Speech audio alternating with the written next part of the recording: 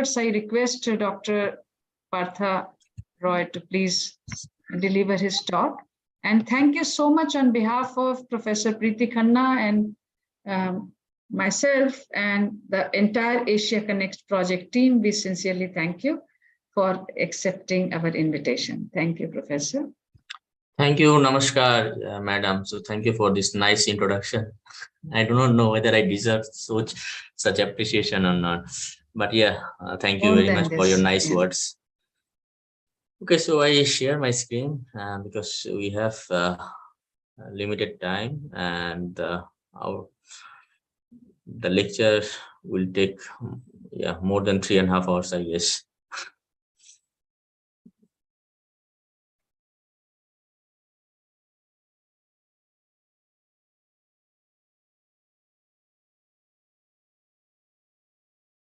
So is my screen visible? Yes, yes. Okay, thank you.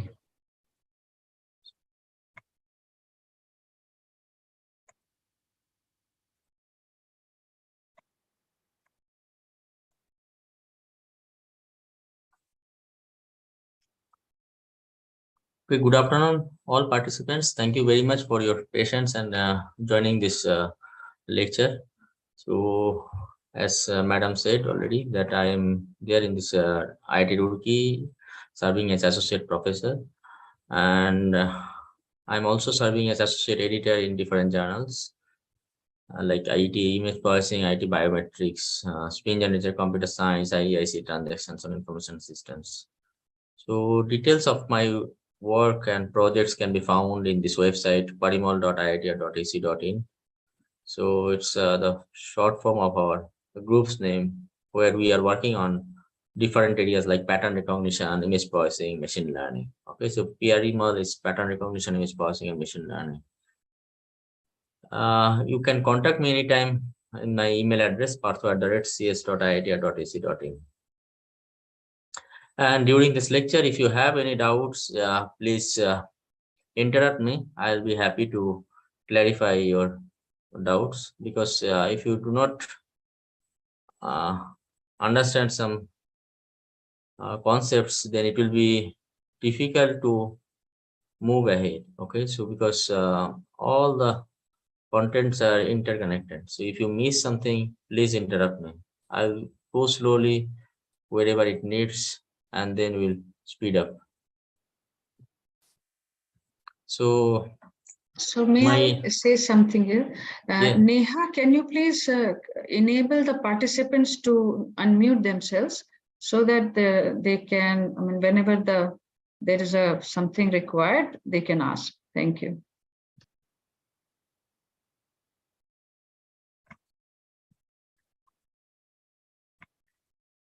Okay. So, Madam, can I start now? Yes, yes, sir. You can, Dr. Roy, you can. I just wanted to tell Neha that she should enable participants to unmute themselves. Okay, madam. Thank you. So, yeah, so today's lectures will be divided into two parts. First one, in the first part, I'll be talking about simple perceptrons. Okay, so, and then second part, I'll be discussing about this multi-layer perceptron. And tomorrow we'll have this optimizations and other concepts of neural network. So in today there are two parts. In the first part, I'll be discussing this perceptron mainly. So here the content is simple classifier, means how we can develop a simple classifier. And then we have this perceptron. What is perceptron?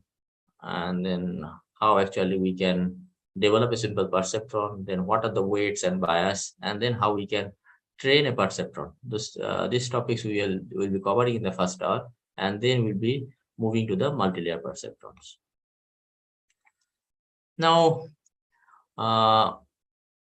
as you have been taking these lectures, so in the machine learning, deep learning, so you have got the idea that how actually this machine learning works. So I give you a simple applications where you can connect yourself that, okay, what is the usage? So for example, there is a fish market. Okay, so and I am going to a fish market and I want to buy fish. Okay, and I don't know the fish name. Okay, so based on the characteristic. So what I have to do, I have to ask that shopkeeper that, okay, what is the fish name and so on. Okay, so that means I am asking someone, and then whatever he tells, and then accordingly I will uh, take the decision. Now, if I want to do the same thing using machine learning, so how actually it can be developed? So, for example, you have an industry and there is a conveyor belt. Okay, so conveyor belt is coming. Conveyor belt is there, and then you have some tray, and there are some fishes. Okay, some fishes are there, and you have a camera. Okay, you have a camera which will take the photo of this fish, uh, and then it will uh, tell me that, okay, so what is the fish class? Okay, so for example, if it is for example, if it is a fish A and it is fish B. Okay, so fish, if it is a type A, then it will move here.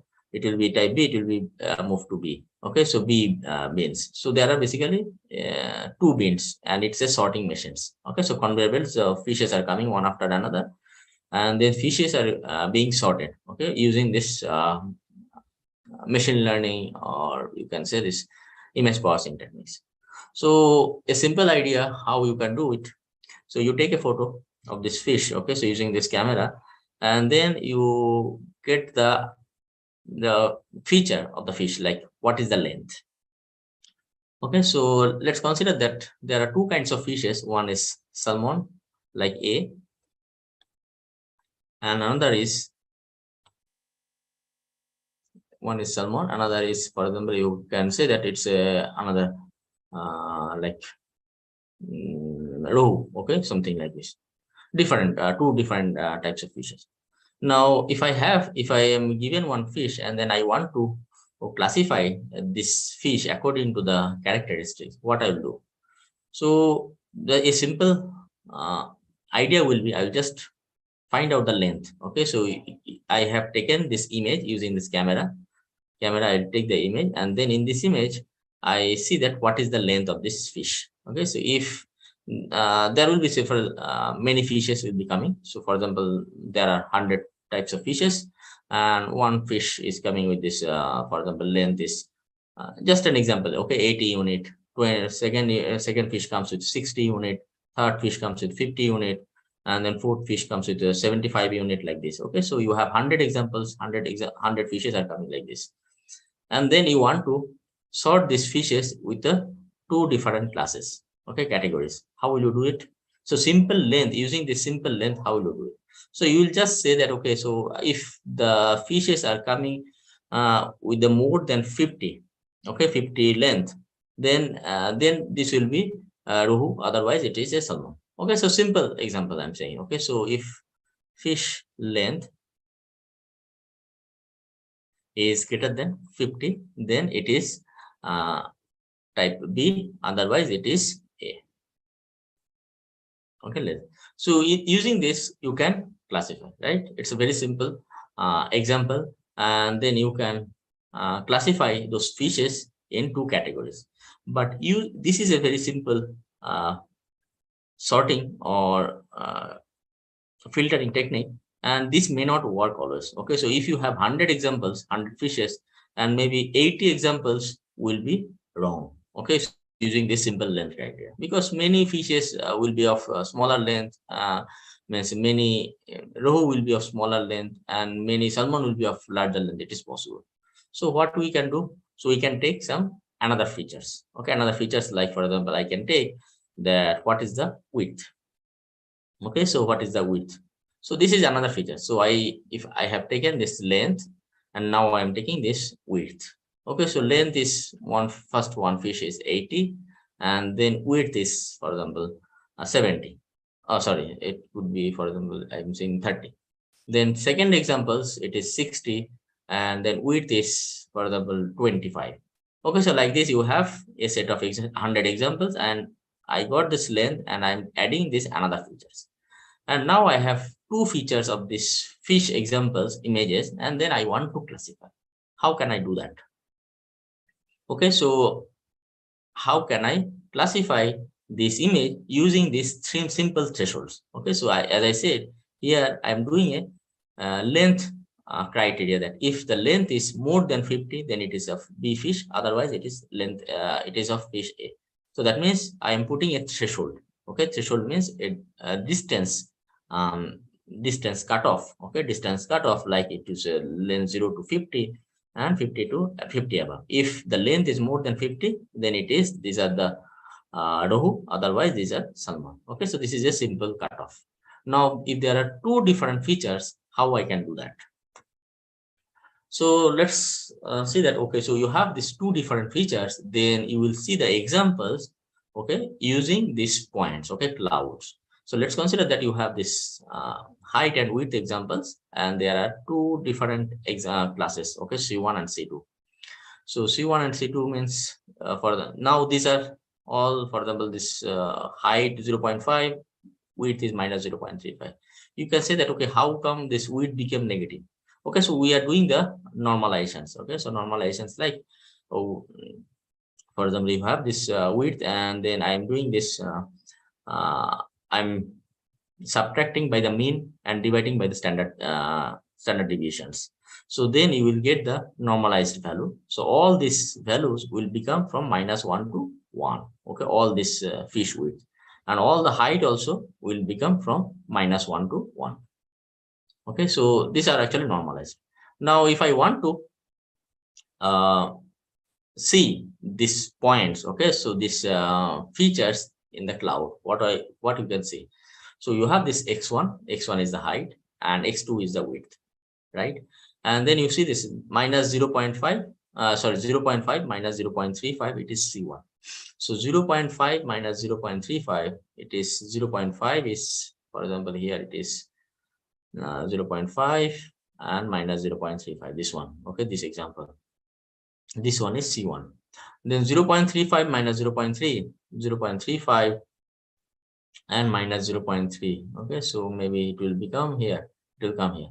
So these are the examples. So here you see these are the points. Okay, so instead of this in the simple features, I was having this cutoff like 0 to, if the length is more than 50, it is one type. If it is less than 50, it is another type. Here I am having these points like this. Now, how can I make this cutoff? Okay, so you have this, some fishes are of blue colors and some fishes are of red colors. So if you have these points and then you want to make a threshold, okay, you want to make a threshold so that if you say that, okay, so if the length and width criteria, it is more than the threshold, it will be class 1, otherwise it is class 2. How can we do that? So can we find a linear combination of these input features x1 and x2? So what I mean that, if can I say that x1 plus x2, and then it is a feature, simple features, instead of this length, where I was having this length x1, and I was just saying that x1 length, if it is more than 50, if it was one fish, otherwise it is another fish. Okay, so now I'm saying this, can I make it x1 plus x2? It is a linear combination. And then if I see that x1 plus x2, if it is more than 0.5, it will be a class 1, otherwise it is a class 2. Can I do it? Will it work? So with this simple addition, it may not work. But if we can do it something like weighted summations, like w1 x1 plus w2 x2, and then greater than 0.5, can I make it like w1 maybe 0.8 or w2 maybe 0.5? Okay, so something like that, or 0.2, or w1 maybe 0.6, w2 maybe 0.4. So can I multiply with this height with some value, and then another numbers I multiply with this x2 width, and then make a linear combination? I can check that whether this total sum is more than 0.5 or not. If it is more than 0.5, then it is a salmon, otherwise it's a rohu. Okay, so something like this. So what I wanted, that I want a linear combinations of those features. So now you can see that there could be multiple features, not a two features. Okay, so you have, for example, I took these two features. Now you can consider this x1 is the length, x2 is the width, maybe x3 is the lightness, okay, so or brightness, x4 is the, for example, this head length, okay, so or x5 is the tail length, okay, so these are the different features, okay, so x1 maybe you can see this 0.3, x2 is 0.7, x3 is 0.6, okay, x4 is 0.5, x5 is 0.2. Now with these different features, it is an example of one fish, two fish, okay, so you have 100 fishes and you get the all the characteristics features of these fishes. And now from those features, can you find a linear combination such that if you use a thresholds and then based on the thresholds you can sort those fishes, okay, so if for example if you can multiply w1x1, w2x2, w3x3, w4x4, w5x5, and then if it is total is more than 0.2, then it is rohu, otherwise it is salmon. Okay, so now can we do something like this? Okay, so let's see. So let's consider that you have this x1 and x2, and then you have this y. So you have a machine learning or this classifier or sorting machines where we are getting two input x1 is the height or width, and x2 is the other features. Okay, so from these two features I want to say that whether it is class 1 or class 2. So we want to use a weighted sum. So neural network, you consider that neural network also will be using this weighted sum, but I'm giving a brief introduction first. Okay, I have not started this neural network till now. Okay, just get the idea. So we want to have the weighted sum and try to classify those fishes. So let's consider this I1, one fish which is having this 0.5, and 0.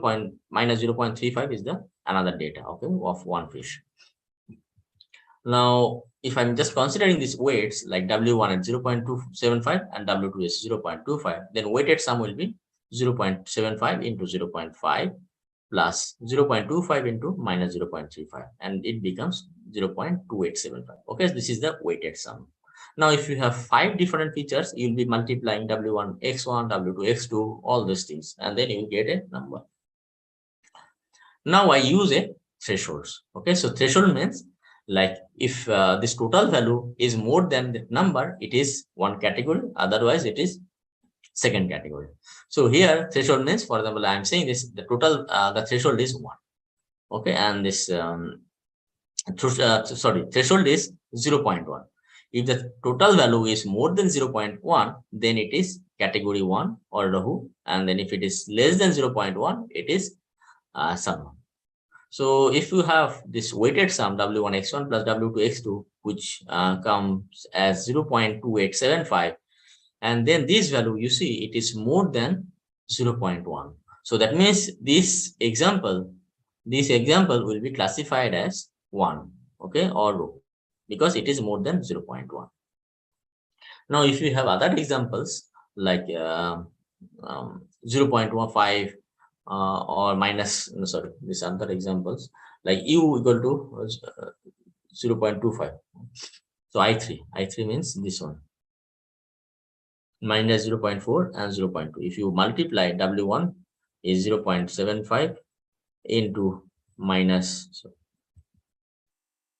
0.4 plus w2 is 0.25 into 0.2. If you see this total value, and if it becomes minus 0.25 and which is less than 0.1, then we can say that it is of category 2. So in this way, we can do a weighted sum of those features. If you have n number of features means x1, x2, xn, and then I can add, okay, some weights and multiply w1, w2, wn, okay, and then I and then add, okay, and this is the weighted sum. If you get this weighted sum which is more than some number, then I will get a category 1, otherwise it's a category 2. So very simple, right?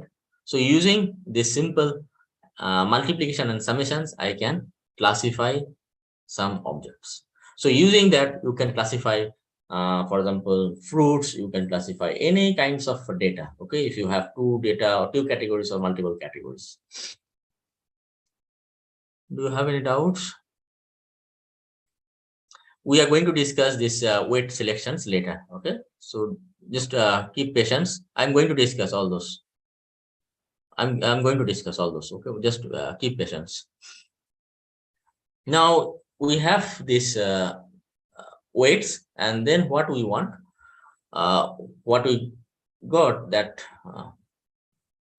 you have this W1 x1 plus W2 x2 plus Wn xn, which is greater than 0.1. But this number is also very suspicious. How can I know that this total value will be more than 0.1 and you can say that it is a category 1? If it is, it could be 0.1, it could be 0.5, or it could be anything. Okay, how can you know that what is the number? What is the threshold number? Okay, this is basically a threshold. Okay, so which are making this cutoff. Okay, so if it's more than 0.5 or less than 0. How can you then know that what is the threshold value? Okay, so if I'm saying the 0.5 or 0.1, how can you know? So that actually we can do it using a bias. Okay, so bias is added to a weighted sum. Okay, so bias is an another weight which can be calculated, which is also a number. Okay, so you can consider that it is also another features. Okay, bias is another features of that example, and where this example is this feature is always minus 0.1 minus 0.1. So if you have two features, x1 and x2, now I'm considering another features x3, and x3 is always minus 1. Okay, so it is not going to change 0.1. Okay, so this is going to always like this. Now if you have this third feature, then I have to add also another weight here. So W1 x1 plus W2 x2 plus W3 x3. So here W3 means it's basically, you can say that W3 is 1. So 0. If it's becoming 0.1875, and this total sum, if we am saying this, it is more than 0, then it is of fish 1, otherwise it is fish 2. This bias is added, okay, so to shift these thresholds towards 0. What I was saying, for example, if you take the first example where the fish lengths I was discussing. Okay, so fish length, if it becomes 0, then 50, then 100. Okay, then if I'm saying that if the length is more than 50, then it is of category 1, otherwise it is category 2. Okay, so fish length, if it is more than 50. Now if I'm just taking this, adding this bias, okay, adding a bias means a bias if I'm adding, and then now I'm saying that if it is total value is more than 0 or not. Okay, so this total sum will be 0. So what I have to do, I have to subtract by minus 50. So instead of this L greater than 50, I'm saying this L plus B greater than 0 or not. If it is greater than 0, then it is of category 1, otherwise category B. So this threshold is inserted into the equation. Okay, is added to the weighted sum. So fish, so what I am discussing, what I am saying, that you have W1 x1 plus W2 x2 plus all the features, and then you are adding another bias, and then you say that it is more than 0 or not. If it is more than 0, then it is of category 1, otherwise it is category B. How can I get this B? Because this 50 I am pushing it into the left side. Okay, so L minus 50 greater than 0. If as I'm saying this, L is greater than 50 or not, I can say this L greater than 50, I can say L minus 50 greater than 0 or not. Okay, so this minus 50 is the bias. Okay, so L greater than 50, L minus 50 greater than equal to 0. So this minus this 50, I am pushing it into the left side. Now you see that what will happen using this simple tricks. So I will have this 0.1 or 50, which was a suspicious number. Now I can make it another weight. Another weight means I can say that instead of W1 plus W2, W1 x1 plus W2 x2 plus W3 is greater than equal to 0. This is another number which is biased. What number I will subtract such that this total will be greater than 0? Means I will say that whether total value, if it is more than 0, then it is of category 1. Otherwise, it is a category B. Now, if you have added this bias, okay, so you will see that all these numbers which will come like greater than equal to 0 or less than equal to 0. If the total value, if we have the 0.5 minus 0.5 minus 0.1, if you add, then if it comes 0.1875, it will be category 1, means positive number. If it is negative, then it will be category 2. Now take another example. Okay, so here you get one example. You have 3 features, x1, x2, x3, and y is the outcome. Okay, so I have to add weights into this along with these features such that this y will be correct. So for example, the fish examples, I can say that fish length is more than 10 or not, then it is 1, otherwise it is 0.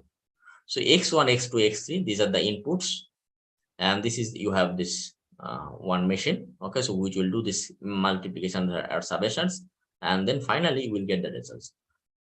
Now you see that x1 into some weight, x2 into some weight, and x3 into some weights. Okay, so if we multiply with these weights, and then what will happen? x1 means 0.3 into 1, 0.3. x2 is 0, so it will be 0, plus x3 is 0, so it will be 0. And then you have t equal to minus 0.4. So t equal to 0.4, what will happen here? So you can consider that it is minus 0.4. So minus 0. This is the bias, minus 0.4. And you see that what is the total value? If the total value is less, negative 0.3 minus 0.4, it is minus 0.1. Then means it is minus, negative example. Okay, so category B, you can say category B. If the second example, if I take x1 into 0.3, that is 0.3, plus b 0 into 0.3, it is 0, plus 1 into 0.3, it becomes 0.3, and minus 0.4. So it is 0.6 minus 0.4, it is 0.2.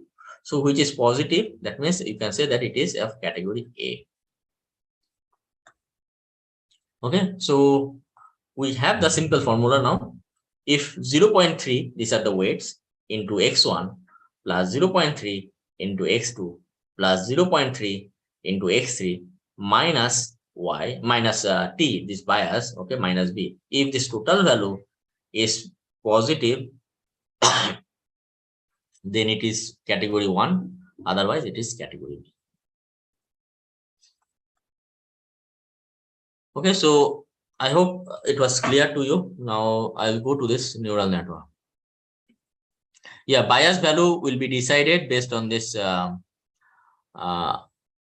similar to your weight finding. Okay, so how we can find the weights, I'll discuss all this. I'll discuss weight. So neural network has the similar concepts, whatever we have just discussed now. Okay, so it's doing the weighted sum and find out that whether this value is more than 0, then it is of category 1, otherwise it is category B. And neural network is the backbone of deep learning. Whatever deep learning methods are all there, now all are using this artificial neural network. So our AI&ML must be learned before you start deep learning. So in biological neural network, what happens that you have several neurons which are connected to one another, and then this information is passed from one neuron to another, and then those actions can be taken. Okay, so you think something in brain, and the neurons pass the activity to do, and then this you do the actions. In artificial neural network, it also mimics the biological neural network activity or processing. You have some neurons input data. Okay, so input data means in biological neuron, how actually you get the data. For example, you have the different sensors like vision sensors, you see something or you listen something. These are the input. So in artificial neural network, you have the features like height, width, brightness. These are the features. And then you have several neurons which process those information, and then these are propagated and give you the final result, that whether it is a Rohu or Salmon. Now, if we just go into details, okay, so you have this brain neurons. You see this in brain neurons, you have several neurons are there which take the informations from the sensory organs, and then all these neurons, you have in each neurons you have the data which comes through these axons, and then these are processed in the cell body, and then these are propagated to the next neuron. So if I just match those biological neuron and this artificial neural network, this is the biological neuron. You have this dendrites, cell body, and these axons, and you have the artificial neural network neurons. Okay, so artificial neuron means it's a simple processing unit. So in this biological neuron, the sensory information comes through dendrites, and then in the cell body these are processed, and then they decide that whether this information will be propagated to the next neuron or not using these axons. Similarly, in the artificial neural network, you have the neurons, you have the inputs. Inputs are coming to the cell body. They do some weighted sum, and then based on this weighted sum, if it is more than some value, it will be said that it is a category 1, otherwise it is a category B. So in artificial neural network, there are 3 things we are going to learn first.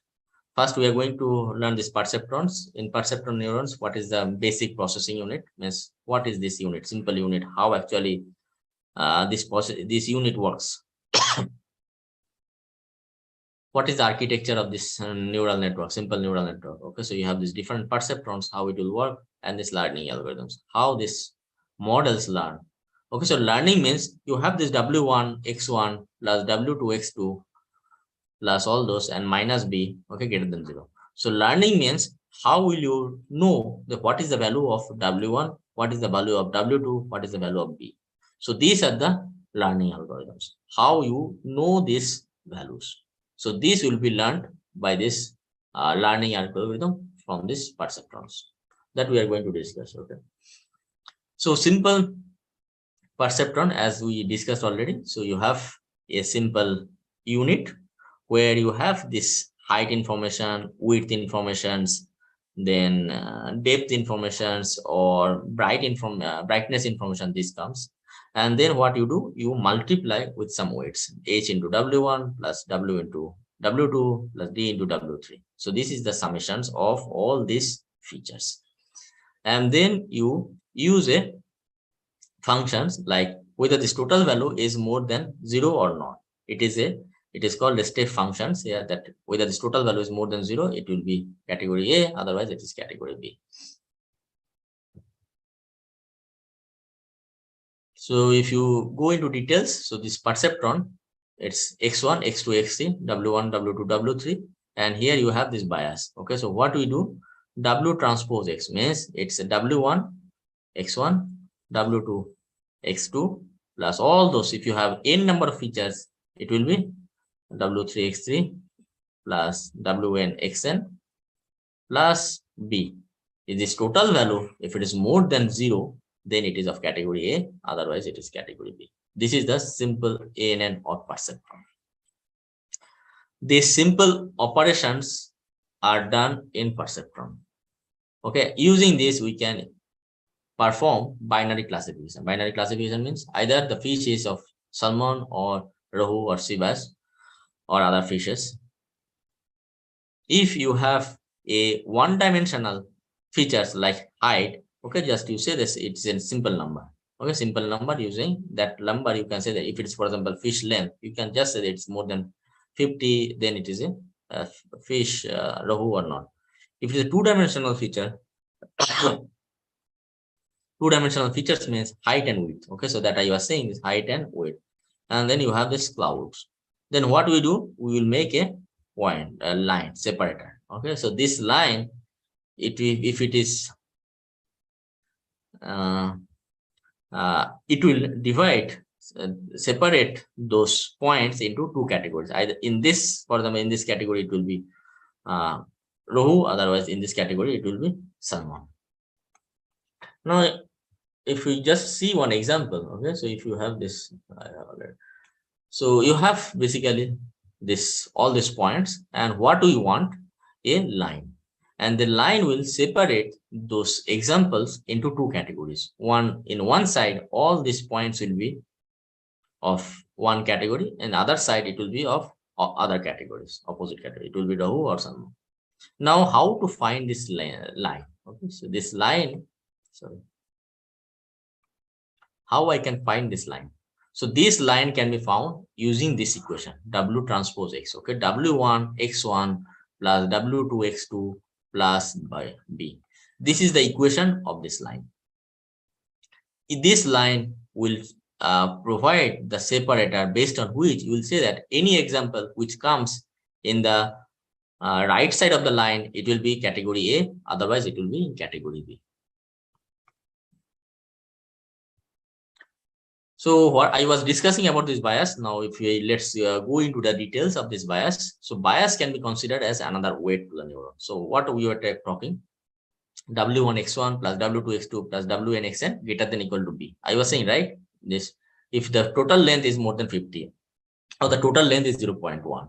Now I am shifting this right side value to the left side. So B will be pushed into the left side, where plus B in, it is minus B. Okay, so this value can be pushed here. So how can you push? It is minus B. Okay, so minus B, you can write minus B into 1. You can write minus B into 1, and minus B into 1, you can write it in another term like Wnxn plus W0x0, where x0 is always 1. X0 is always 1 and B is equal to minus W0. Okay, this is another weight.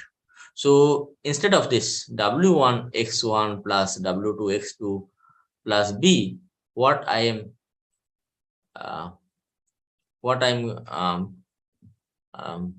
reformulating this equation like x1 W1 plus x2 W2 plus you have this B or W0 into X0. Okay, X0 is always plus 1. And I have to find W0, W1, W2. If you have two features, height and width, okay, X1 is height and X2 is width, I am considering another dummy feature. Okay, X0 is the dummy feature, which is always 1. And now I am using, I have to find out three weights, W1, W2, and W0. Three weight combination I have to find such that this total value is more than greater than equal to 0 or not. Now how to find these W's? Okay, so this is the objective of neural network. How we can find this W's? So we have converted this all these weights and bias into W's. So now we have all this x1, x2 and w1, w2. So from these examples, we convert into x1, w1, x2, w2 plus x0 into w0. So now we can write it like wx. Okay, wx means it is I equal to 0 to n or something. So wi xi. If it is more than 0, then it is of category 1, otherwise it is category 2. See, this b is also pushed as w in this equation. Now I have to find all this w. So b is also considered as one of the weight, okay, of this formula.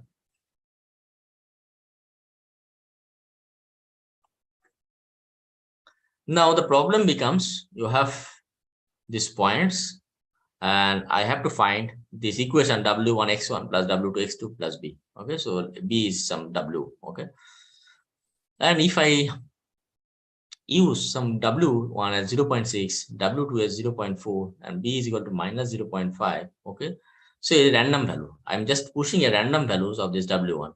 So this will become something like this, some line, something like this, w1 0.601. So this may not be the correct line. So how to find the correct line?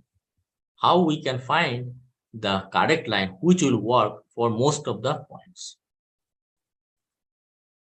Okay, which line, or what is the equation of this line which will be found using this w1 w2 b? Okay, so will work for all the points. How can we find it? Just a minute.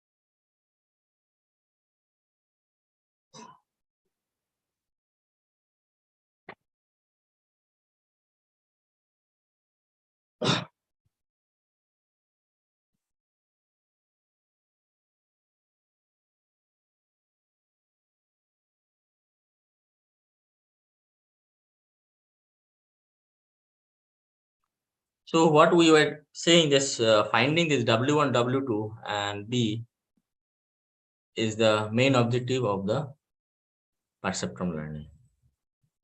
How can we find this w, w1, w2, b? So whatever, if we just take a random value, this may not work. So how we can find the correct line, correct equation?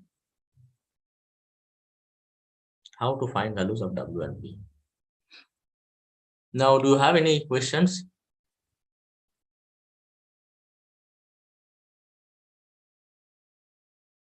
We'll discuss, okay? We'll discuss this, how we can apply this in images, all those will be discussed. First, let us understand. Let us understand how it actually works. Then we'll discuss, okay? All those I will discuss one by one. First, you understand this, how actually this perceptron works, how we can train these weights, and then we'll discuss all this, how we can use it in images.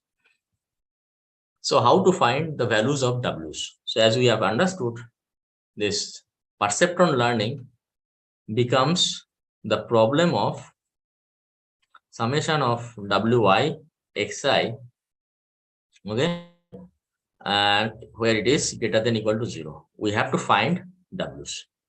What is x? As x, you know that if you have three features, x1, x2, x3, then if you have three features, then I will add x4 as plus 1, okay, and x2 and x2, x3, and then I will be adding. So these are all known. So you have some fish, another fish comes, then you know that what is the x, you know what is the x2, you know what is x3, you know also x4, but you do not know what is w's. So these w's I need to find. So w's means w1, w2, w3, w4. Which are the weights? These will be multiplied with this x1, x2, x3, x4 such that this will give you greater than equal to 0. Okay, so this is the, so how to find values of w, and note that these weights should work for all the examples. It is not for simple example, simple data. If you have 100 examples, 1, 2, 3 to 100.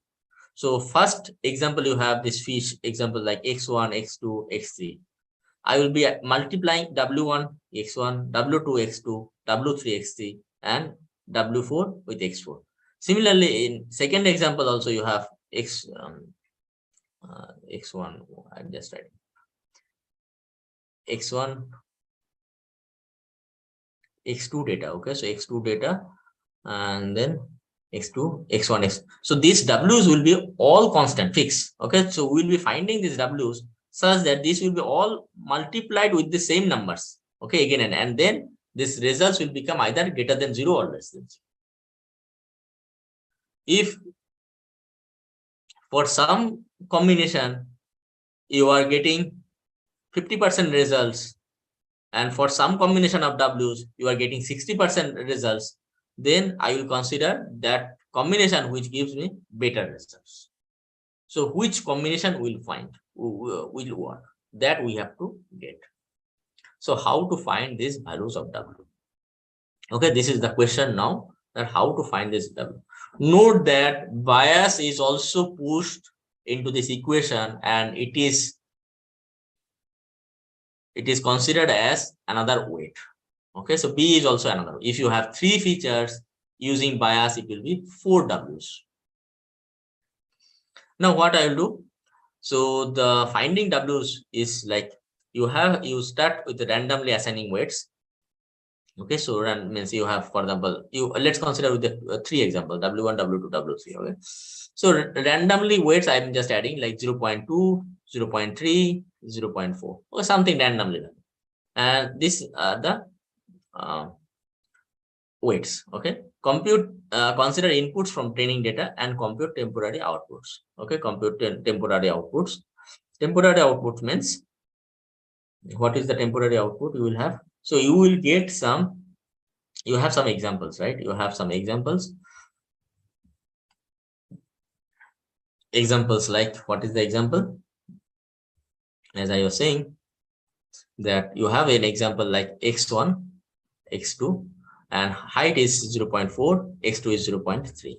Second example 0.5, width is 0.2. Okay, so consider inputs from the training data and compute temporary outputs. So you have 0.2, 0.3, 0.3. So what will you do it here?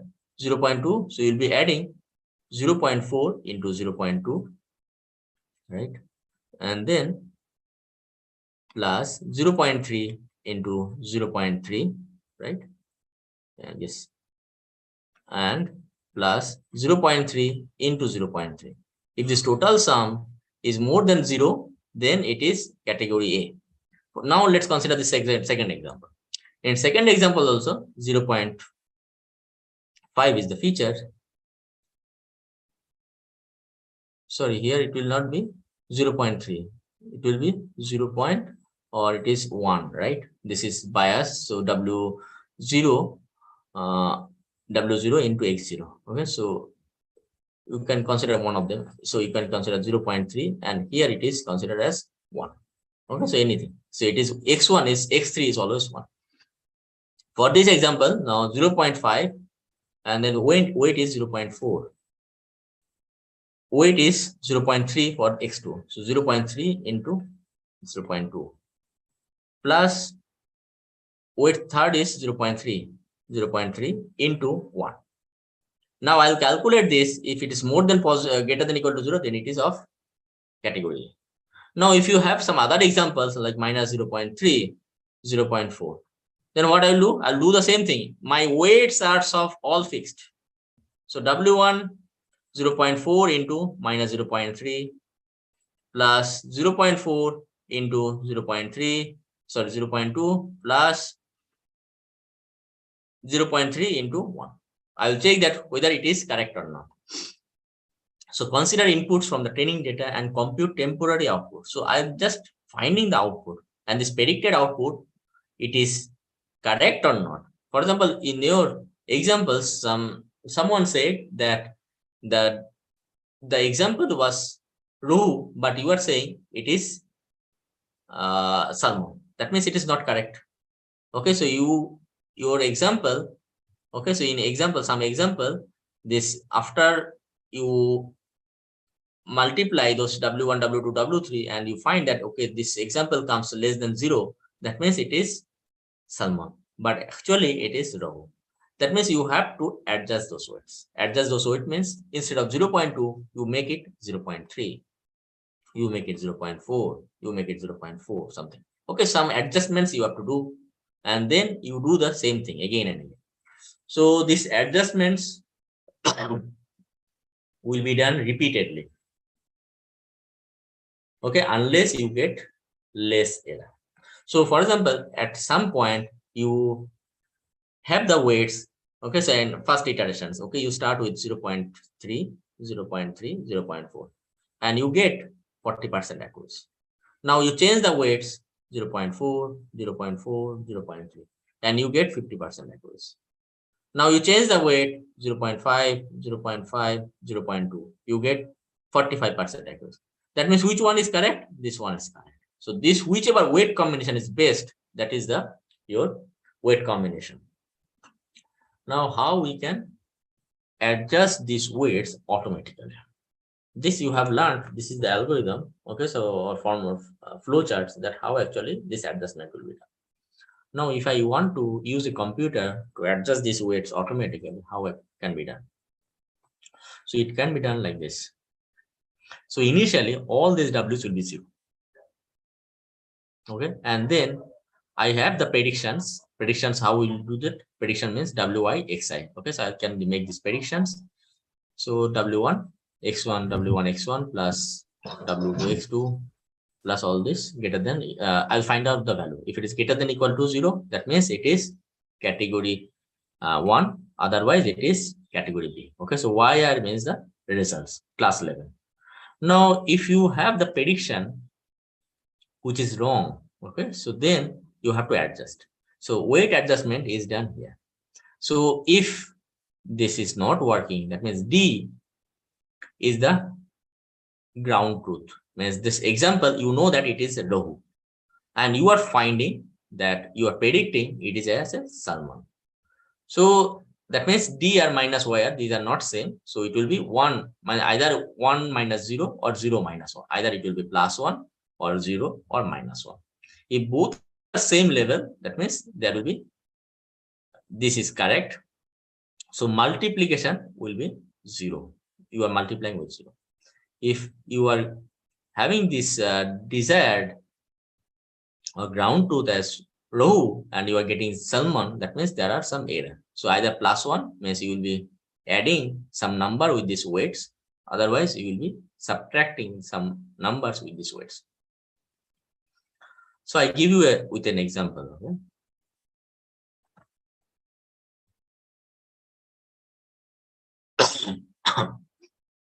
So let's see this one example. W1 as 0.75 and this is the weight adjustment formula. Okay, so how I can start, and then I start with initially with 0.75 randomly I set W1 as 0.75, initially X1 as 0.35. Okay, so I take this 0.35. Now what will happen? DR minus YR, it is minus 1. My prediction is wrong. Okay, so it was salmon and I'm getting rohu. So that means it is -1. And eta is a small factor, it's a learning rate. Okay, so this you can consider always either 0.1, 0.2, all this, it's a learning rate. So what will happen if I just use this formula? So next time weight will become, initial weight was 0.75, then eta is 0.2, plus -1 is this value dr minus y, that is prediction, and ground truth is didn't match, that's why it is -1. Okay, so if it is either it's +1, 0 or -1, and xr is 0.35. Okay, so then what will be the next weight? 0.75 plus 0.2 into -1 into 0.35, 0.68. So the next weight will be 0.68. Okay, so weight 1, it was 0.75. Next time, next iteration, weight will become 0.68. So you see, if you have this weight W1 and this is the error, means how much error you are getting. So if it is 0% error or 100% error, 100% error means all the predictions are wrong. 0% error means all are correct. So you start with 0.75 with some numbers, and then you 0.75 means this is the 0.75 W1. Okay, you start with 0.75 and error you are getting. What is the error in this level? And now you change this weight to 0.68. Okay, so weight is becomes 0.68. So you reduce this weight and then error becomes less. That means your accuracy becomes higher. So in this way, you will improve the or adjust the weight and improve the accuracy. Now take the example. Okay, so with the real example, let's see. You have x1 and x2. Okay, height and width. 0.01, 0. These are height and width features. Okay, height feature, width feature. Actual output means these are the salmon and these are the rohu. I have this bias, that is another weight, another input features. Okay, height, width, and x0. Okay, so x0 is always 1. Weight I am considering initially random values 0.1, 0.5, 0.4, and learning rate is also fixed 0.3. So what will happen if I just multiply summation wi xi? What will happen? W0 x0, W0 0.1 into 1, W1 x1 0.5 into 0.1, and minus 0.3 into 0.4, and it becomes minus 0.015. So when it is minus 0.015, that means my prediction is wrong. It is less than 0. That means it is wrong. It is 0. Okay, so my prediction is 0. Less than 0 means it is 0. And output is also 0. That means my error is 0. So d minus y, that is means I am predicting correct. So I am going to the next level, next one, next example. Next example, you see that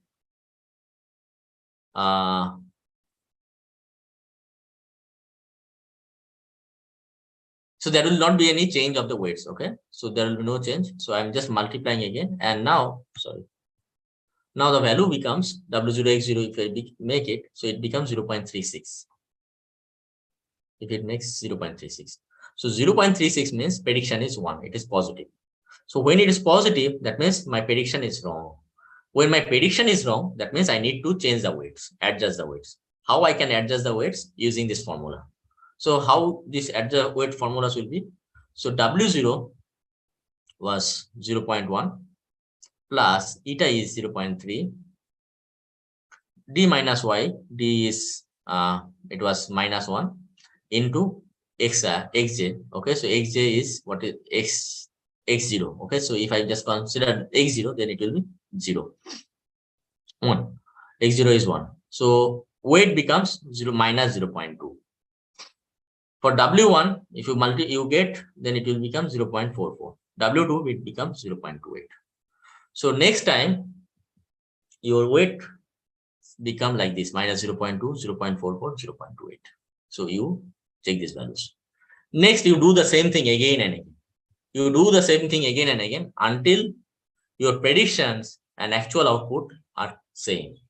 If there is no change, That means these weights are final. If you find some weight combinations where if you multiply with these weights, with these inputs, your predictions and actual outputs are same. That means your weight are correct. So this is the weight adjustments in perceptron learning.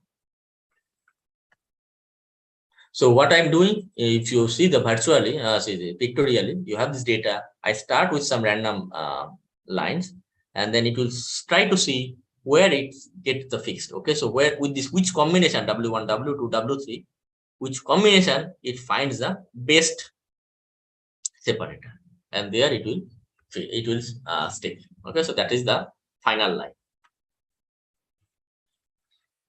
So perceptron uses the sum of weighted input for decision. Perceptron can be used for binary classification, and then complex perceptron cannot be used for perceptions. Now, if you have questions, then we can discuss. Okay, so one by one, let's discuss. So first part is over. So now we are going to discuss the second part. X0 is always 1 because we have considered it as a alternative of bias, where X0, where what we are doing, W1 X, X1 plus W2 X2 plus B was there. Okay, so plus B was there, and plus B, what I'm saying, plus B, I'm considering it as W0 X0, and X0 is always 1. So I do not need to use any value. Okay, so it's always 1. That means I fix it. So my only factor will be W0. So it is just a multiplication 1. So that means the multiplied value will be always the same thing, W0. Okay, so it becomes the calculation easier. You can take other values also. So for example, you can take X0 as 2 or 3, whatever. But then whatever you find the W0, then you have to adjust. Okay, so means usually this X0, X1, X1, all these values are as 0 to 1 or minus 1 to 1. Okay, so that means if you consider some X0s are minus 1 or something, then accordingly weight should be also adjusted.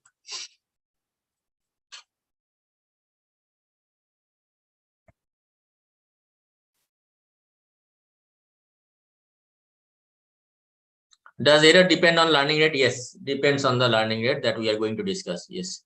So if you have a learning rate large, then your weight adjustment will be not perfect. How? For example, I am saying that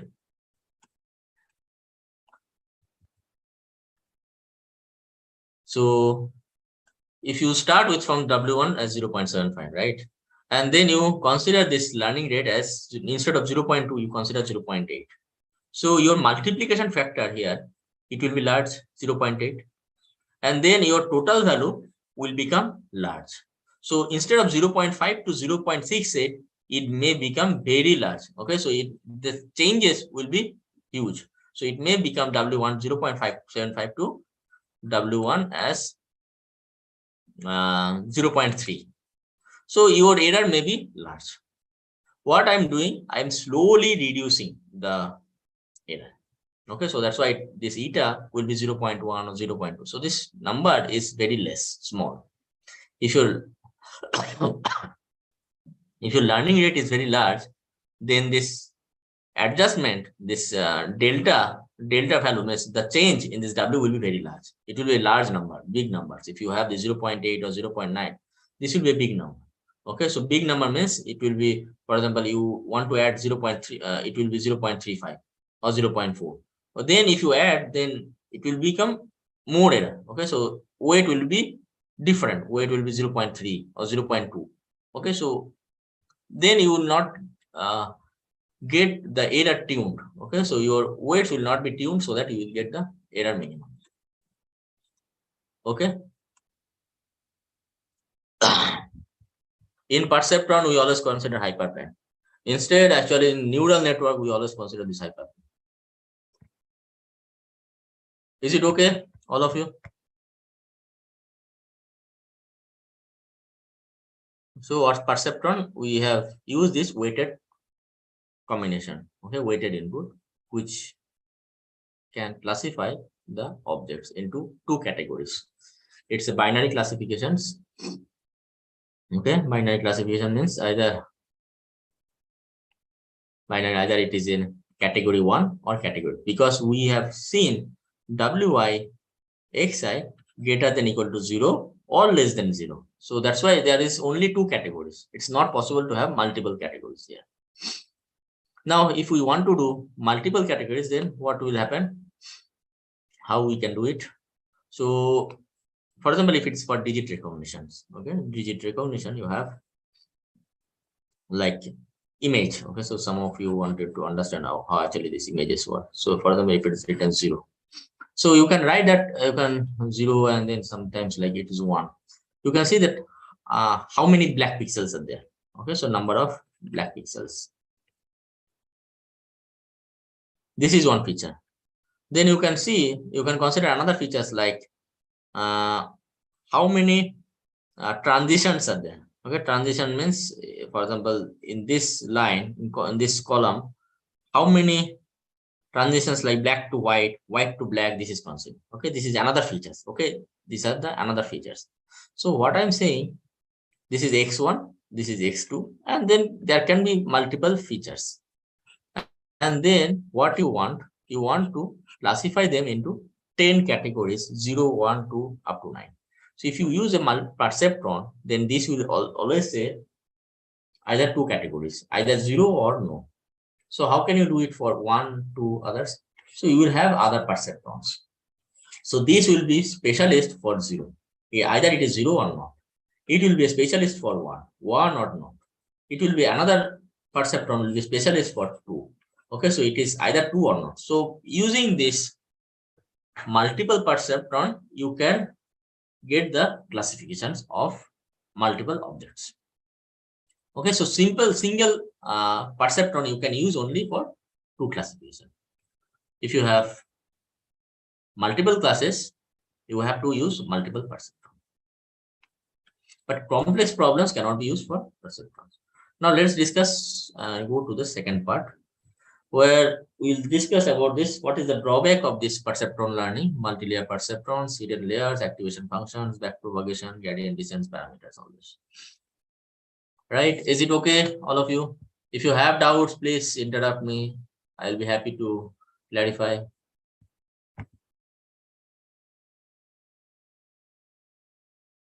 Yes, the equation will always be linear. Linear combination, W1x1 plus W2x2 plus always W3x3, like this.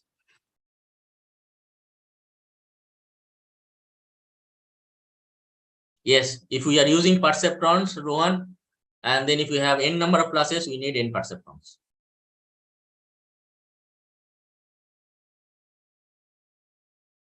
Any other questions?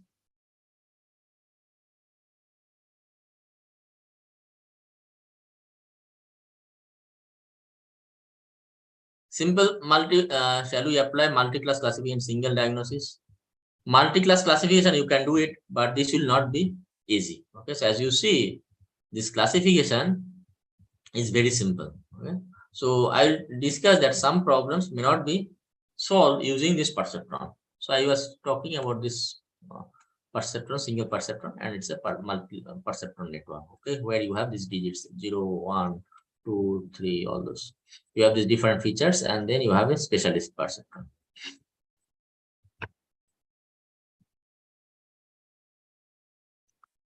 Now, what is the problem with this perceptron?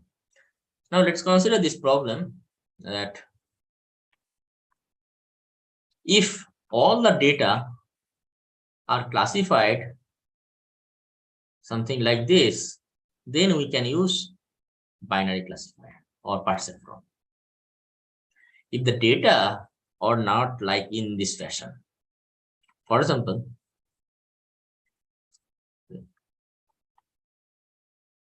if the data do not come in this way, this come in, for example,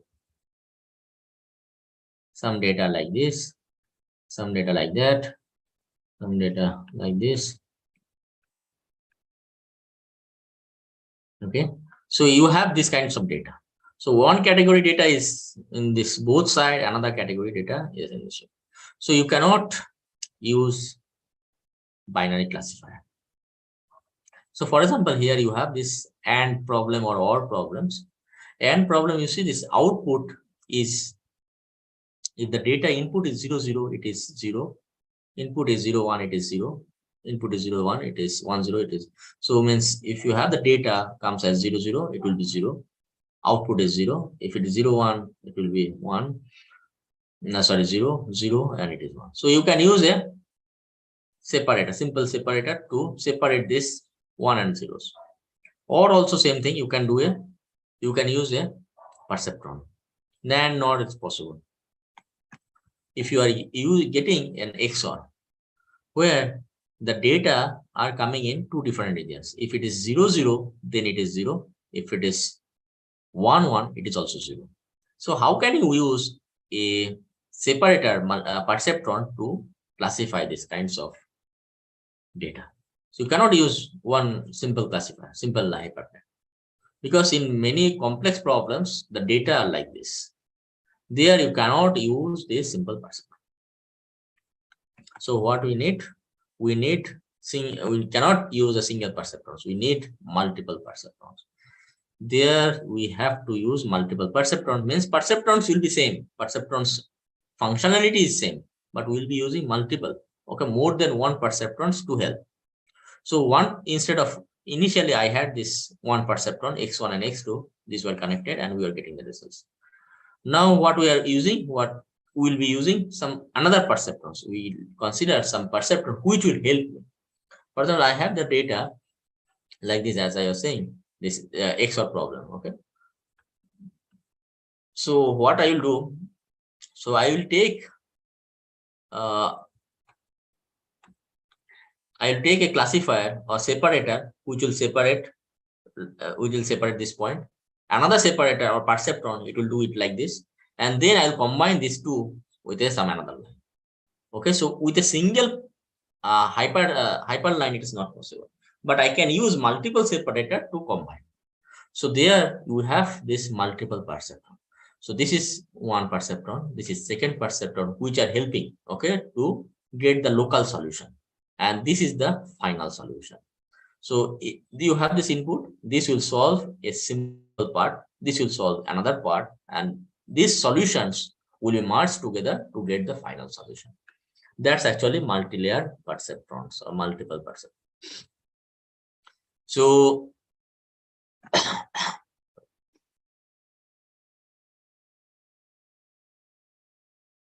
multi-layer feed-forward neural network, or you can say this is a multi-layer perceptrons.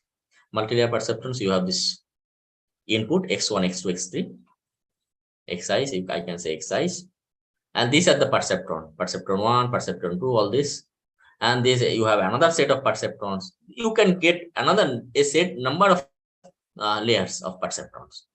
So one layer of perceptron, what it does?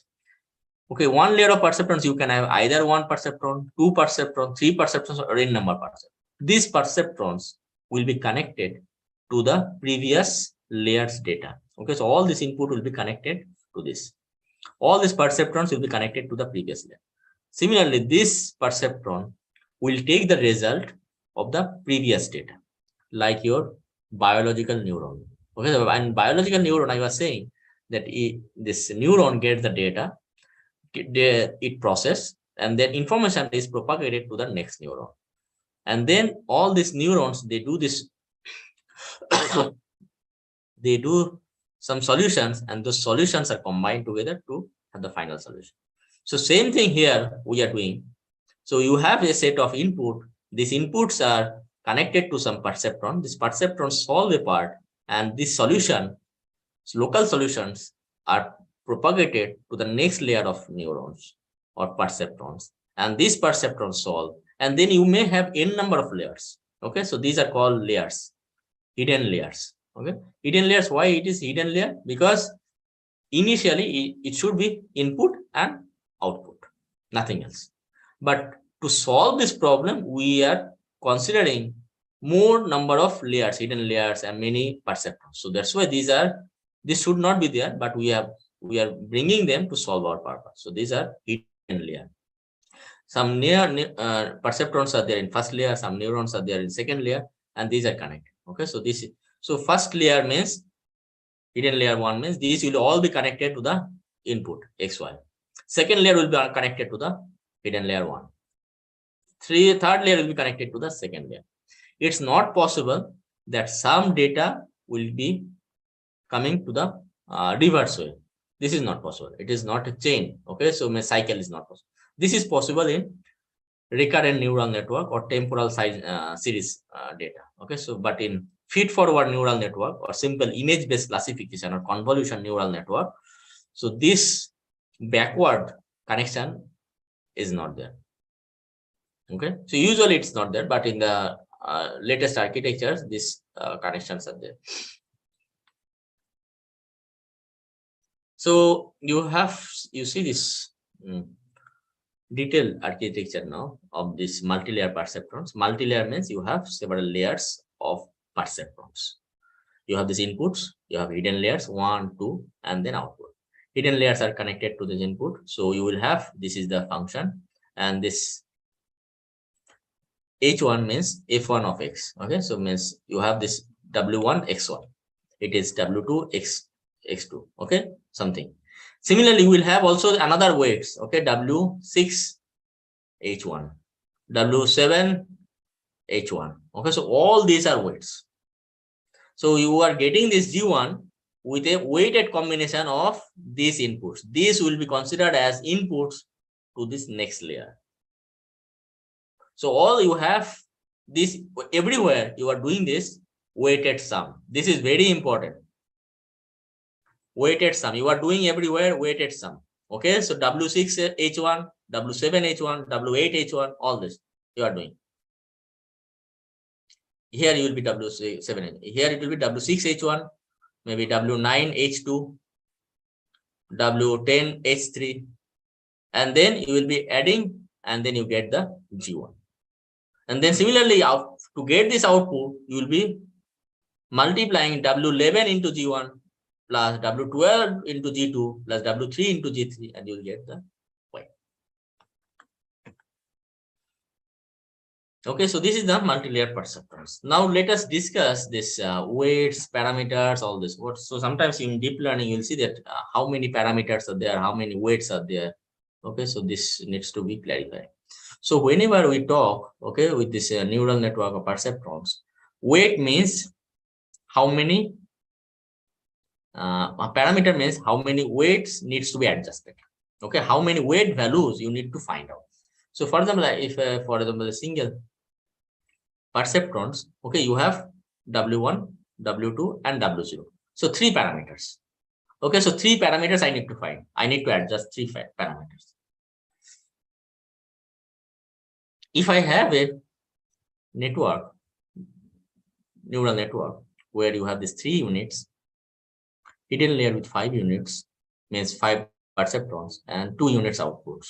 So how many weights needs to be adjusted? So you see that 3 into 3W here, 3W here. Okay, so for all this 5 into 3. Okay, so 5 into 3. Plus here also 5 into 2. And bias. Okay, so you can consider this another as plus 1. So plus 1 into 5. So 5. And here also you have another bias, which is plus 1. So plus 2. So total how many parameters? 3 into 5 plus 5 into 2 plus 5 plus 2. So total becomes 32. Now if you have a neural network multi-layer perceptron with this kind of architecture, this can vary according to your design. You can make it first layer as 100 units, second layer as 10 units, third layer as 20 units. It depends. You have to check that which combination gives you the best results. Okay, sometimes you need to know, you need to do a trial and error that which combination is the best. In this combination, you see that how many weights I need to adjust. 50 inputs, 100 inputs, 100 units. So that means 50 into 100. So, and bias will be 50 in unit and 100 units, so that will be 100 bias. Then 100 into 1, so bias will be 1. 1 into 100, plus bias will be 100, plus 50 into 100, plus 50. So you have total parameters is 50 into 100 is this, you will get 10,451 parameters.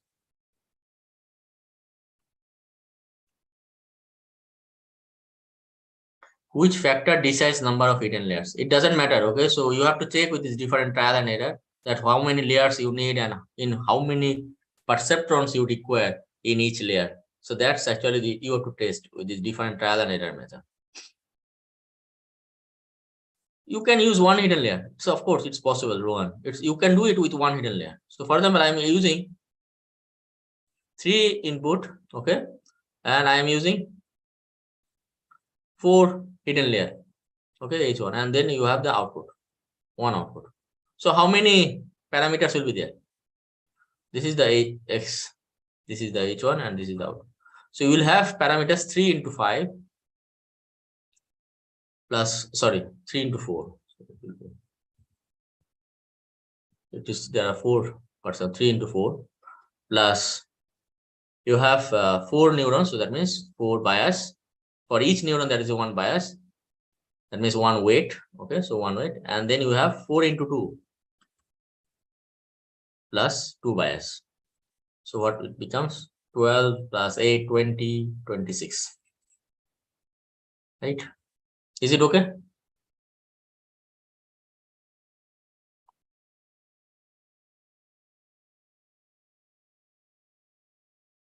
In multi-layer, yeah. So that's actually this we are going to discuss later. Okay. So what is the dense connections, these connections, that we are going to discuss later.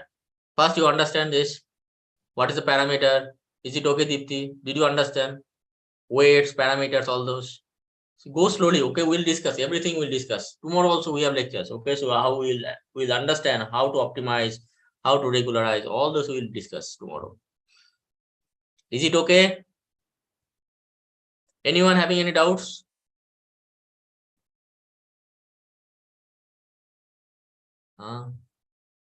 Any doubts you have? Do you have any questions? Any questions you have? All clear? Not, yeah, all participants. Anyone having any questions? Is it okay? Great.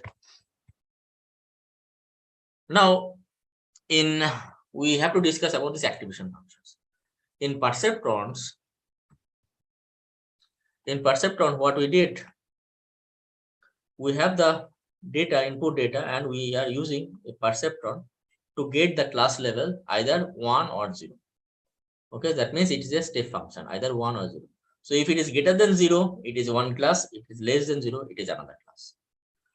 Now, if we are using these similar functions in multilayer perceptrons, so what will happen? So multilayer perceptrons, if you have the similar things, everything, this will give you the data input as 0 or 1. This will give you 0 or 1, 0 or 1. Okay, so something like this. So this will not give you the problem. So for example, in biological neuron, so they process something in neurons. Okay, so they process something, and then the information is squeezed, or they modify those information and propagate to the next layer. Okay, similarly, we want to do the same thing. We will do some processing, and those information will be changed, okay, and modified, and it will be propagated to the next layer. So it could be 0.2, 0. Like your input is 0.3, okay, some numbers, some decimal number. Similarly, this in H1 also, this input will be 0.3, 0.4, 0.5, this kind of number. It should not be 0 or 1. 0, 1 means it's a binary number. So we should not consider binary number. It is not useful, okay, in multilayer person. Another reason is if you are using those algorithms, multilayer perceptrons algorithms, is how to adjust these weights, then 0, 1, these kinds of values will not be possible to tune. So we will use some numbers. Instead of 0, 1, we use some numbers from 0 to 1, okay, or minus 1 to 1. So there are different activation functions. Activation functions here, it was activation functions like, it was the activation functions in perceptron that if this level, the total value, it is positive, then it was of one category, otherwise it is second category. This is the activation functions. Okay, this is a step functions. You can say in another way, but it is the activation functions. Okay, if I am using binary plus levels, so it is a step functions. If we are using multi-class levels or with different hidden layers, there are actually different activation functions. Some of them are sigmoid, tanh, okay, ReLU, leaky ReLU, many other activation functions. What it does? So this actually does this, means they are processing the information. For example, if you are getting WIXI, you are using WIXI. And then what this sigmoid function will do, so this WI sigma, this you are getting this WIXI. So this value, if it is, it could be, for example, it could be minus 50 to plus 50. The range could be, if you are just multiplying with these different weights and XI inputs, the range can be minus 50 to plus 50. So I'm just squeezing. Squeezing means if the input is plus 50, if the input is plus 50, okay, so it is the input. It is the WIXI. If the WIXI is 4, 6, 8, 10, the value will be 1. If it is negative minus 10, minus 8, minus 0, it will be 0. If it is minus 2, minus 1, plus 1, 0 0.5, 0 0.6, then it will become 0 0.2, 0 0.4, 0 0.6. Okay, so like this.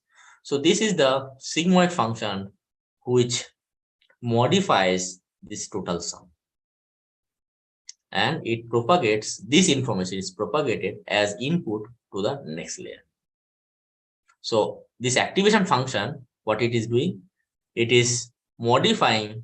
So for example, if you have a step function, so step function, what it did, so if the value, if the x means I'm just saying WIXI, let's consider it is a y. If the y is 4 or 5, then I'm saying that the class level is 1 or it is 0. Okay, now instead of 5, I'm changing, modifying this value with some number 0 0.1 to something like, okay, so this number range is 0 to 1. So this modifications or changing of these values from one range to another range is done by sigmoid. Okay, and then it will become, the value output will become 0 to 1. 0 to 1. So you have this ranges, this is the output 1, either it will be 1 or 0 in this range, 0 to 1. Okay. If it is tanh, the output range will be minus 1 to plus 1.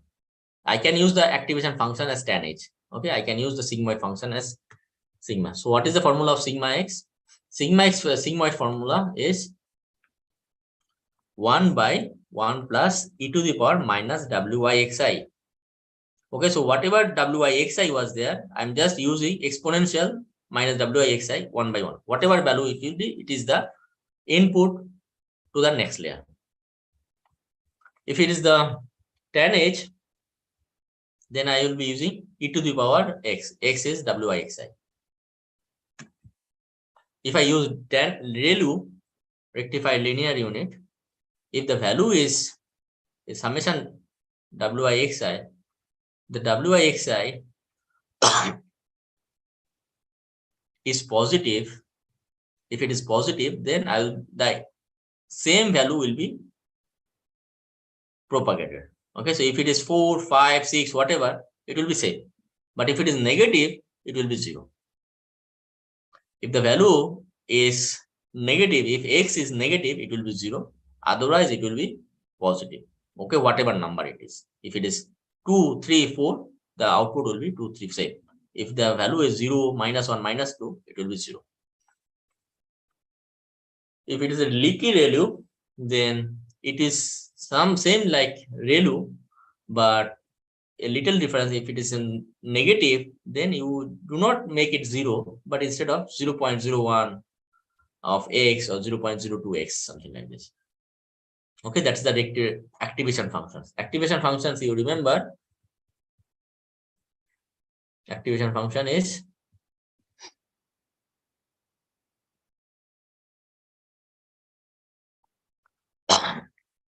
this is the activation functions. Okay, f1x means wy xi.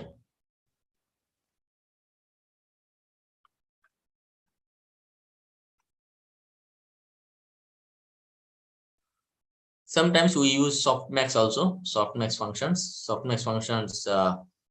What it does, whatever output you get, okay, some numbers, exponential of the minus wixi by total exponential xj. Okay, so if you have multiple output layer, so output layer you have, for example, O1, O2, O3. Okay, you have different layers. Okay, output layers. So then whatever you get here, this is the exponential xi by, in the denominator it will be summation of all those values. So based on this you normalize. Okay, this is called softmax activation. Sometimes in deep learning you will hear about this. Okay, softmax activations. So here we want to classify the images. So for example, if you have these values, you get 4 levels: bird, cat, horse, dog. With these 4 values, then you normalize. Okay, so using this formula, so it will be e to the power 0.25 by e to the power 0.25 plus e to the power 2.4 plus dot dot. So this one will come here. Okay, so 0.25 is this, 2.4 is this one. Like this is the activation part, softmax activation part.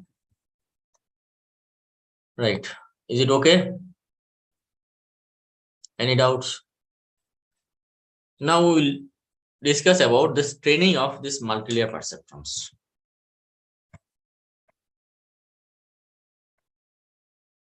How we can train this multilayer perceptrons. Okay, so this is now interesting. So we have learned about perceptrons, we have learned about parameters. Now we are going to learn about how we can learn this multilayer perceptron. Multilayer perceptrons, you have multiple weights, many weights and many layers. So remember this weight update formula for perceptrons. This one, weight update formula. Okay. Remember this perceptrons, you have this eta is learning rate, dr is the actual output, yr is the predictions, and xj is the feature value. And then you add this initially, you start with some weights and then you modify, adjust these weights every time.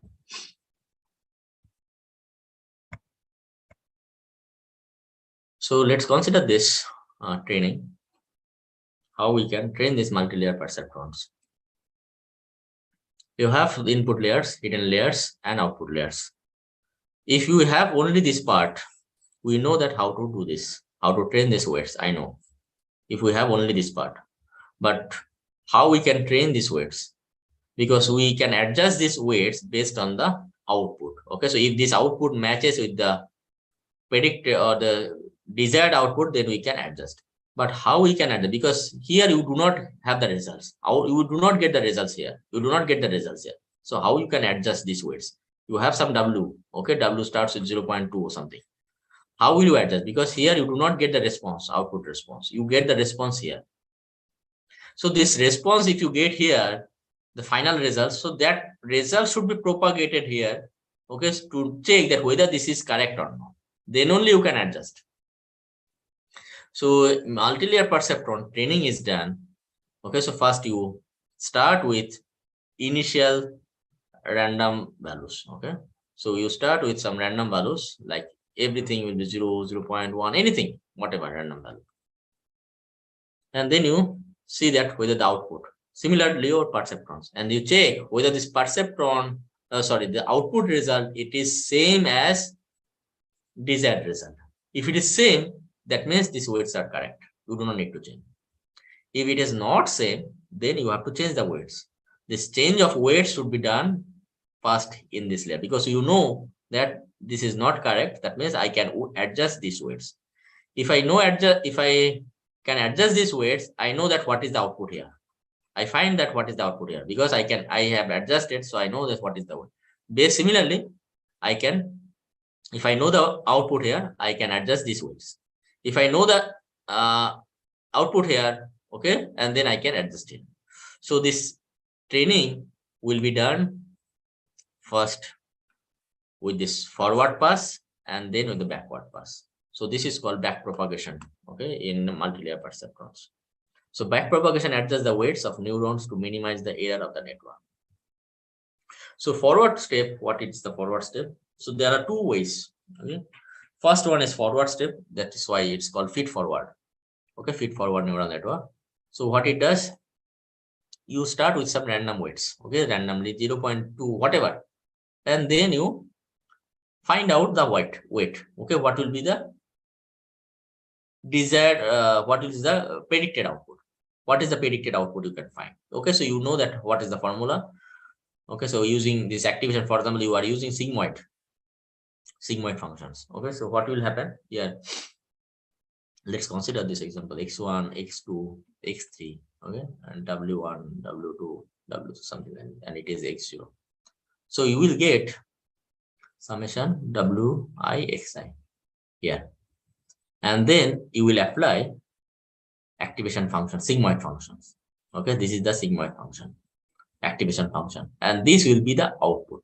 This is the f, and this output you will get from everywhere, and this will be multiplied with another weight combination, and then again you will be applying another sigmoid function, and then you get now, and then you will get apply another weight and apply sigmoid function, and you can get the output. So this is the forward step. Okay, so you have the input, you multiply with the weights randomly and see what the results you get. If the result is correct, no need to change the weights. If the result is not correct, you need to change. So this weight adjustment will be done in the backward step. So first you will be modifying the weight. You know that it is error, so you will be modifying the error here first in this layer. Second, you will be modifying here. Okay, I'm going to discuss the mathematics also, okay, later. But is it okay till now, whatever we have discussed? Please tell the difference between ReLU and sigmoid functions. Okay, ReLU and sigmoid function, is it okay, Deepti? Or do I need to discuss again?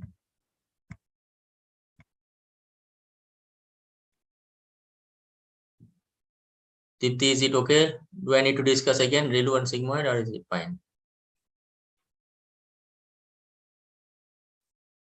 Great, fine. So what we have now, we have seen in a single perceptrons or single weights, we have seen these weights. Okay, you have this W1, we have discussed, right? This is the weight error functions. And we start with some random values of W, like 0.75. And we change the weight value, okay, such that error is less.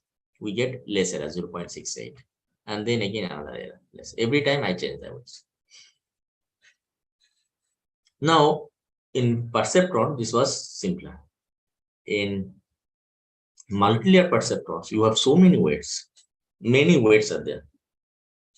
So you will have so many weights. You have, for example, you have seen this 1,000 parameters, 1,000 weights, or 10,000 weights, these kinds of weights. So all these weights needs to be adjusted so that this error is minimum. So if you have so many weights and these are in different layers, okay, so how we can reduce this error? So error is proportional to your weight adjustment.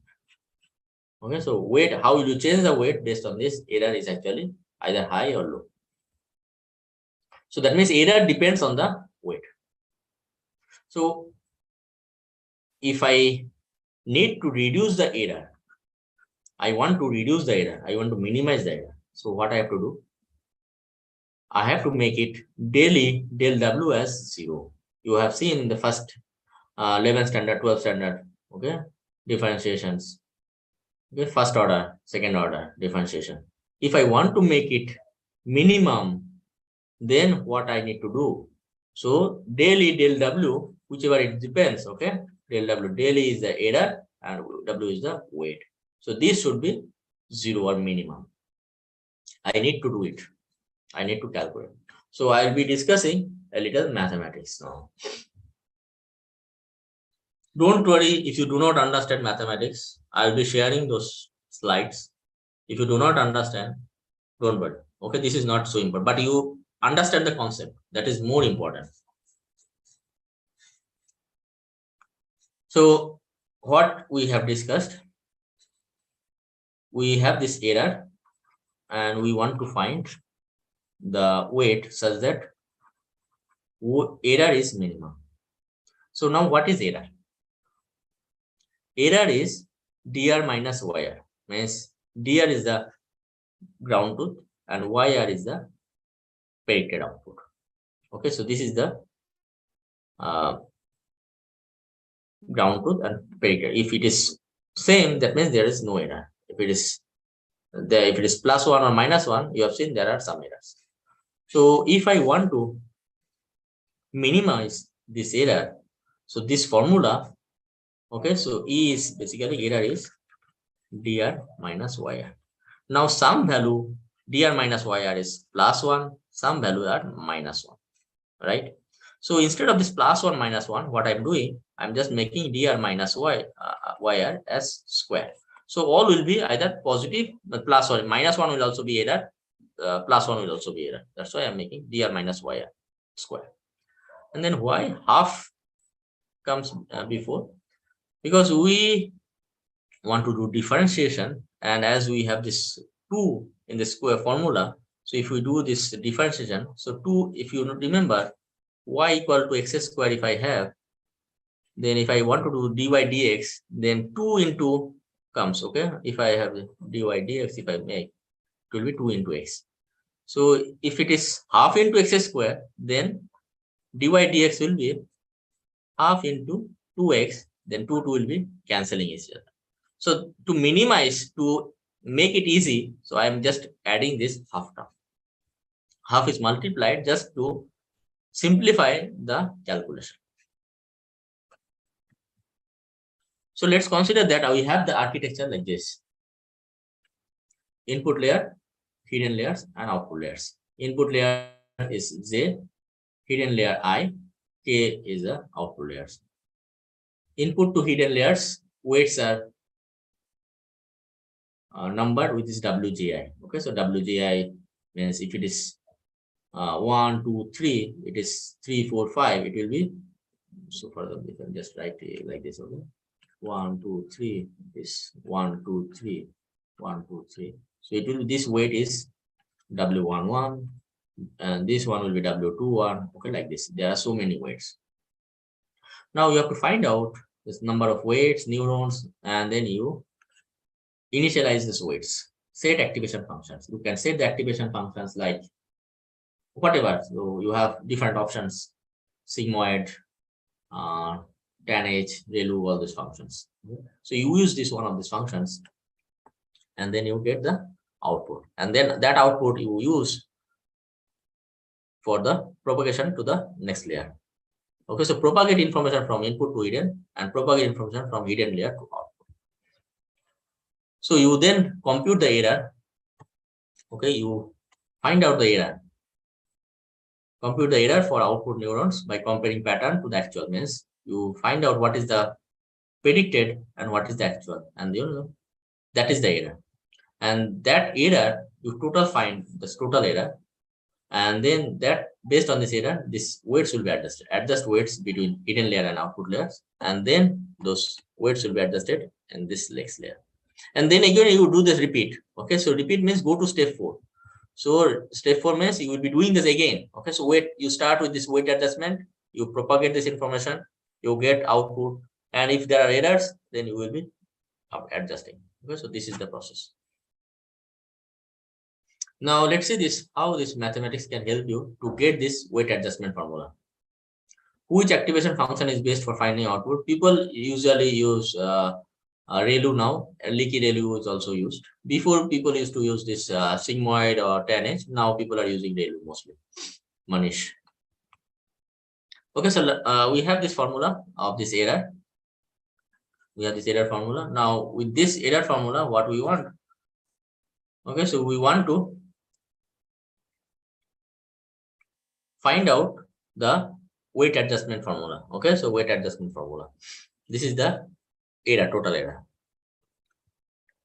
Find update rule for WIK and so the objective here is to find the update rule of WIK and WGI. Okay, all this, how this WGI will be updated, how this WIK will be updated. This is the objective. So the rule is WJ using the similar like perceptrons.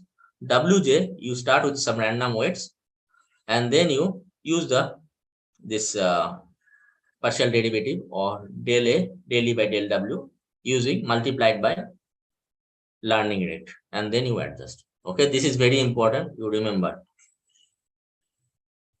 You start with some random weight and then you adjust this weight using this error. If you have the error, then it will be adjusted. Otherwise, no. So we want to find, I'm just telling simply, okay, so it's a simple way. I need to find daily del WK. Okay. Daily del WIK. I have explained. Del WIK means first I want to get this adjustment of this del WIK. Okay, this one WIK. You remember. So WIK, if you see, it's basically I can use the chain rule and I can write daily. W is how it depends. Okay, daily by del Y into del Y. Y is the output. Okay, and del Y by del S. It's a sum. Okay, sum of this whatever sum you get. And then you will use the del S by del W. So you had the weights, from these weights, you multiply with the input, you add the sum, okay, you get the sum. From the sum, you use the activation functions, you get output. From output, you get the error. Okay, so this is the chain rule. Okay, so first you use the del S means the sum, okay, sum by weights.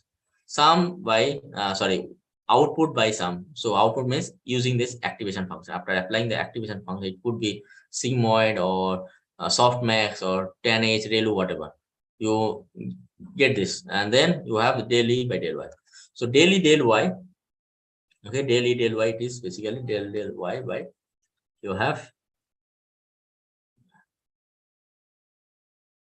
half is formula, you know, dk minus yk square. So it will be 2 will be cancel each other, so it will be minus dk in minus yk. And dy by ds, what will happen? Dy by ds,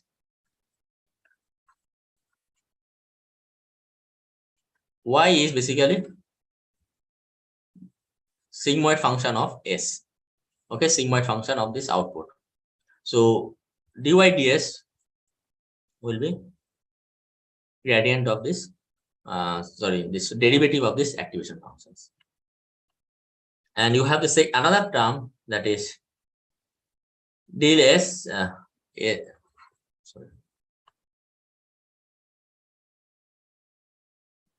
ds by dw. So s is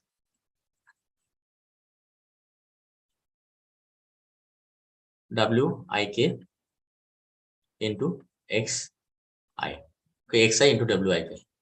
So that's actually you use it and you will get xi.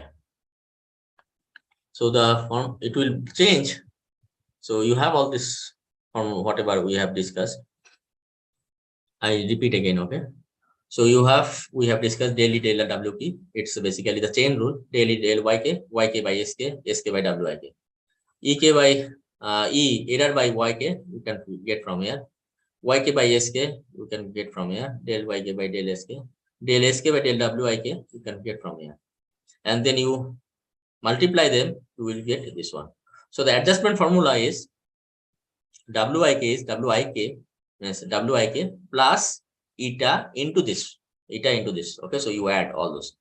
So this is added, this part is added, this part is added, and this part is added. So finally it becomes your wik is equal to wik plus eta into delta k into xi, where delta k is this part. So this is the adjustment. So weight adjustments, if I just tell you simply, wik is initially you have some value, you are multiplying eta with dk minus yk, means whatever predicted and actual value, into yk. Okay, yk is the predicted value, into 1 minus yk. You multiply and then you get this, add with this wik, you get the wik. Wik means this one. Similarly for the wji. Okay, so wji, how will you do it? Wji also I'm not going into details. We will have this formula, same chain rule I'm applying and I'll get. So weight adjustment formula, wik is wik plus eta into delta k into xi, and wji is wji plus eta into delta k into wik into yi into 1 minus yi into xi. So here you see, here you have the factors dk, yk, you can get dk minus dk is the desired results, y is the predicted results, y is the predicted results, y is the, so you can know what is the wik. For this one, wji already you had eta into delta k you had, you get all this delta k. So this will be multiplied with this wik. You know you have this adjusted. Okay, so this multiplied with the yi. You have this yi and you multiply with the 1 minus yi into xi. Okay, so you multiply with the xi and then you get. So it is sorry, it is xj. Okay, so xj. So this will be multiplied. So if I see in the pictorially, okay, so you have different weights. You start randomly with some weights, and then you have the errors. You get some errors, and then you adjust these weights in such a way that error gets minimum. Okay, means you adjust. So at every time you adjust, you modify these weights such that you are getting minimum error. So I can take one examples of this XOR problem. XOR problems, you have this x1, x2, 2 input. If you remember x1 problem, sorry, there are different weights, w11, w12, w21, w20, all this, and we have this eta as 0.5. We start with some random values and find out what is the error, what is the predictions, and what is the desired results. Desired result is 0 and you are getting minus 0.5. So what is the error? Based on this error, you will adjust w31, w32, and then you will change these weights. Okay, so finally your figure will be like this. Okay, so yeah, any doubts till now, guys? Yeah, I'm not asking you to understand all this formula, but you understand the concept at least.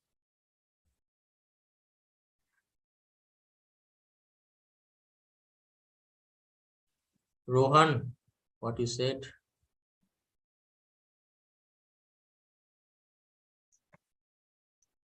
Sir, will the number of combination of weight and bias for this 24? For this is 24. Yeah, you can use any, either you can use yourself or you can use computer. Okay, so if you can find out with some Oh, sorry. It's a number of combination.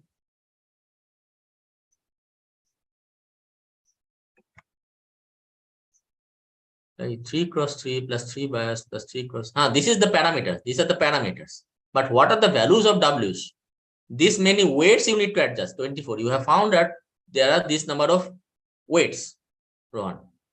Now, what are the values? So you have W1, W2, W3 up to W24. And these weights you need to adjust. So those adjustments will be done with the formulas. Right? Now, next question, Deepti, is a backpropagation model predicts only accuracy, or we can also determine the efficiency that if data is complex. We can find the accuracy. Okay, so from that accuracy, you know that whether this model is based or not. So for example, with some weight, okay, architectures, if you have these two architectures like this, okay, this architectures, okay, this is the architecture, another, okay, and then you have this input, and then you are making another architectures like this. There are different possibilities. Okay, which architecture is best? You have to try with different trial and error and see that which combination is best. Okay, so there is no rules. Usually in simple problems that I wanted to discuss,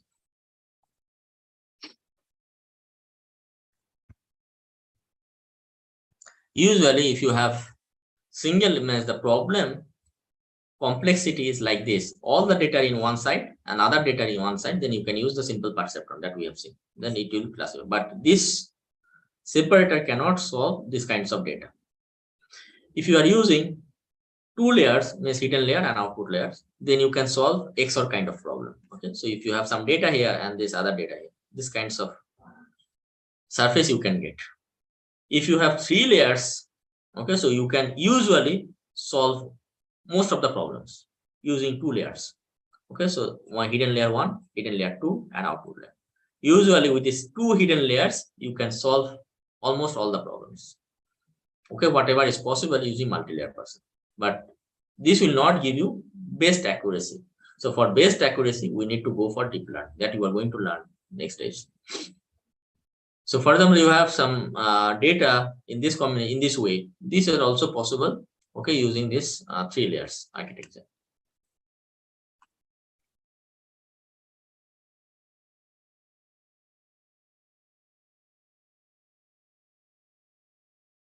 Into a 3D model, yes, it's a graphical chart. Yes, all these are graphical charts. All these weights are shown you using this graphical chart, where you have, you see, this is basically, it's a graphical chart. You have only two weights. You have three weights, then you cannot, I cannot show you, okay, but you have to visualize. This is an error surface. There are 1000. I'm discussing with only two weights. Now, if you consider you have 1000 weights, then you will have so many axes. Okay, W1, W2, W3. I don't know how to plot. Okay, so this, then how can you visualize? So you visualize it using this just two weight parameters and understand.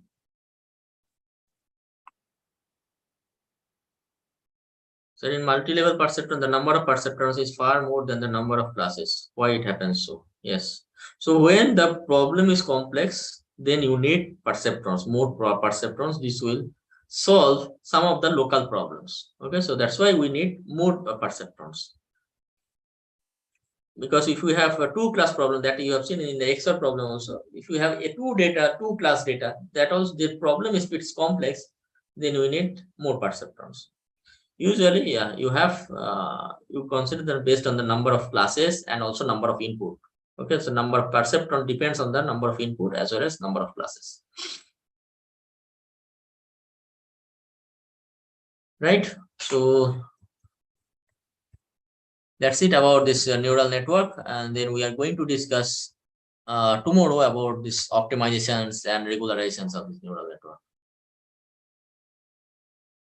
Yeah, if you have any doubts, you can discuss, or otherwise we can talk tomorrow as well. Tomorrow we have the lectures, right? 1.5 hours lectures. We will discuss next. Is it okay? Do you have any problems? Any guys? Any problem? So I mean, hello, Yeah. Partha, how are you? Yeah, madam. Yes. It's long time we met. Yeah. So I can see that they have asked so many questions. Oh, And Preeti, madam. Yeah. Sorry. Yeah. Yeah. How are you? I'm good. I'm good. Yeah. So I can see that they have asked so many questions, and I request all participants to please go through it once again. We will upload the link here and revise it so that if there is any question, because it is in the first go, those who are doing it for the first time, in the first go, it might be difficult to understand.